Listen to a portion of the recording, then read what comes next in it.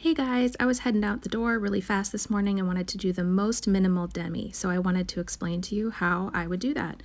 I'm still sculpting even though I'm doing minimal makeup, and I'm using the neutral red sculpt under my cheekbones and the hollows of my cheeks where I tend to be really green, and I'm using the red around my hairline where I have pale green there.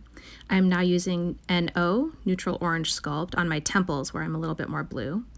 And then I'm using NG+1, the green sculpt, on my cheeks where I'm a little bit more pink, just to really make my cheek sculpt pop more.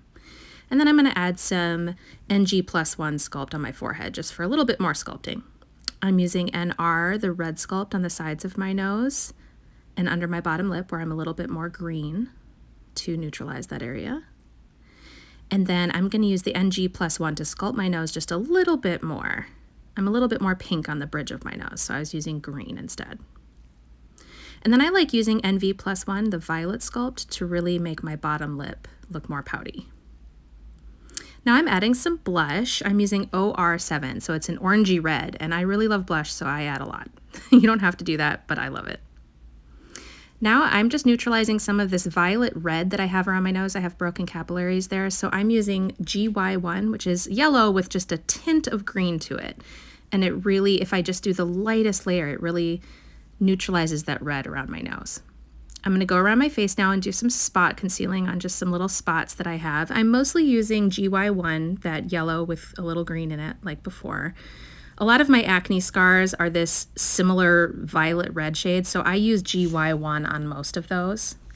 On some of my blemishes, they might be a little bit darker in the center, so I'll use O1 on that. Now, I'm just covering up some melasma that I have on my forehead here. So I'm just using my spot brush to really get those dark melasma spots, and I'm using R1, which is pink, to conceal the more muddy green of my melasma. Works like a charm, helps it just completely disappear. Now I'm doing the most minimal under eye possible. I'm using more R1, that pink shade, to conceal some of the melasma spots that I have under my eyes that creates a lot of illusion of darkness there.